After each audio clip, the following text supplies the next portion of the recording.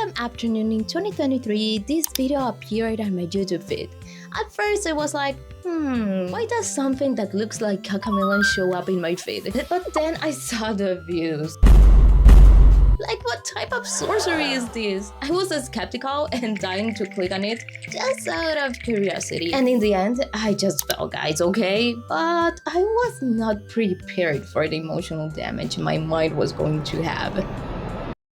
Okay, in case you live under a rock, this super popular animated show, it's called The Amazing Digital Circus. And before continuing, guys, what? Or 1 million views on a live? It's the first time I see 1 million on YouTube in a live. So yeah, it's no joke, this show is popular. Anyways. The funny thing is, Digital Circus starts exactly the way you expect from the first impression. Chaotic, funny, exaggerated. Almost like those cartoons you'd watch on a Sunday morning when you were a little. But then as you keep watching, you start realizing, wait.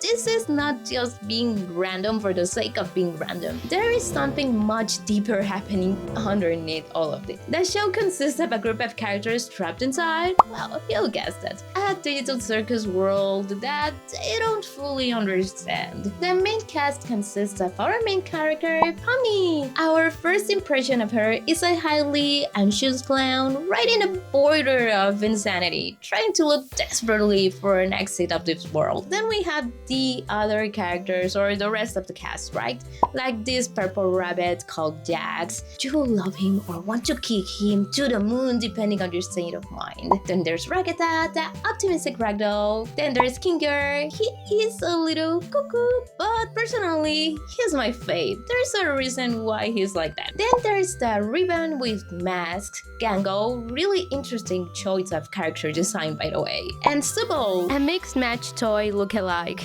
Honestly, I simply love all the vibes Stubble gives. Oh, I almost forgot someone. And there is Kane, the one in charge controlling the whole place. Yeah, did you notice what I did there? Kane takes all these characters on adventures he creates just for fun. And that's it. Yeah, that's pretty much the premise of the show. Okay, it's not only that. They are actually looking for a way to go outside of this world or an exit. For anyone who hasn't watched it yet, quick warning. I'm going to mention some spoilers because honestly, some of the later episodes are exactly why this became such a hyperfixation for a lot of people, including me. So you can pause the video, go watch them. I mean, they're super short, and then go back. Going back, so these characters don't know exactly what they are, they don't fully understand how they get there. Basically, they got isekai'd, and they are forced to keep existing inside this absurd circus controlled by a character who clearly knows much more than they do. Kane immediately becomes one of the most interesting parts of the show, because at first he feels funny, really crazy, almost harmless at some point, but the more you watch, the more unsettling he becomes, because you realize he controls absolutely everything inside the world. And when I mean everything, yeah, everything. Even the mental stability of the characters. That's dark, dude. And that's where the show starts doing something I really love personally. It slowly introduces mystery without rushing anything. You start hearing about abstraction as the first ep progresses on. You start understanding what happens when someone mentally breaks inside this world, and suddenly every joke has tension underneath it. Because even during the funniest moments, there is always this feeling that something is wrong, that something deeper is happening behind all the colors and absurdity. That misery alone already had me hooked. Like, no kidding, I watch every theory, every video analysis that goes out. So if you happen to have one, yeah, I have already watched it. Because even now, one of the biggest strengths of this show is that we still don't fully know why these characters are there in the first place. And while that mystery develops, the show somehow gives us characters that feel incredibly realistic. And that for me is where this series became much stronger than I anticipated, because none of them feel like simple cartoon personalities.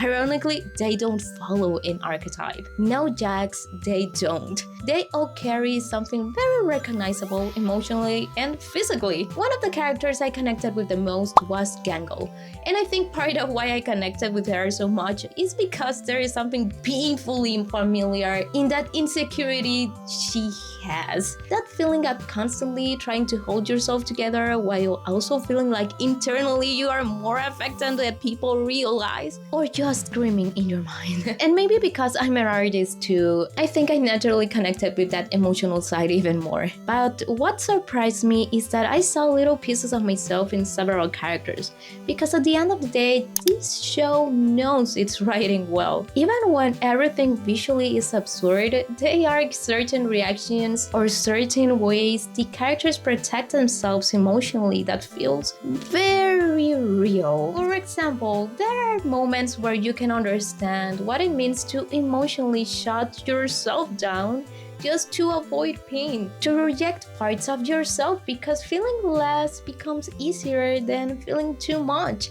And obviously, I'm not saying my life is a total circus, thankfully, but that emotional instinct, that part felt really familiar. And I think that's why this show stayed with me more than I expected. Because underneath all that humor, the visual chaos, and the strange adventures, there's actually a lot being said about identity, fear, purpose, and emotional survival. And that's something I genuinely didn't expect when I clicked on what I thought was just going to be a random internet cartoon. What also impressed me a lot is how strong that direction feels. I haven't felt this kind of curiosity with an animated, non-anime series or any type of series in a long time. At least not in this way. The closest thing I can compare it to is probably Gravity Falls. That sensation where the story gives you enough answers to stay satisfied, but also enough misery to keep your brain constantly thinking, like, let's analyze every single frame, every single picture they publish online, every single thing. And for an indie studio, what Glitch Productions is doing is amazing, because it doesn't make sense how everything works so well. When you know this comes from an independent studio, the characters writing works, the atmosphere works, and most importantly, they understand how to make something entertaining without sacrificing emotional weight. Even though we had to wait months for each app, I don't mind it because I know they are cooking something epic. And then there's another part that made this even more fascinating to me: the darker inspiration underneath it all. I Have No Mouth and I Must Scream game or story. If I'm not wrong, it was heavily inspired by it, which is a very dark psychological story and video game. You can totally see all the heavy references from it as you keep watching the show, and heck, they totally go out as each episode goes on. It's incredible how Digital Circus takes certain existential ideas like being trapped, losing control, identity distortion, psychological pressure, all pretty heavy and deep topics, and all this it's translated into something visually accessible without losing that emotional discomfort underneath. This is genuinely difficult to do well, and somehow this show makes it work, which is why by that time I realized the series is already moving toward its ending, sadly. Or maybe you're watching this video after it ended, I don't know. I felt like I needed to talk about it at least once, because this became one of those shows that quietly stays in your head. It makes you think about your own life, your choices, your expectations, even your fears, the way your actions affect other people, and how sometimes consequences become permanent, whether you're ready for them or not, which is a lot to carry for something that initially looks like colorful circus chaos. And maybe that is exactly why it works so well, because it never looks heavy, but emotionally it knows where to hit. I did not expect to care this much, but here we are. And what about you? What do you think about this show? Is it the first time you are hearing from it? Or do you have an obsession just like I do?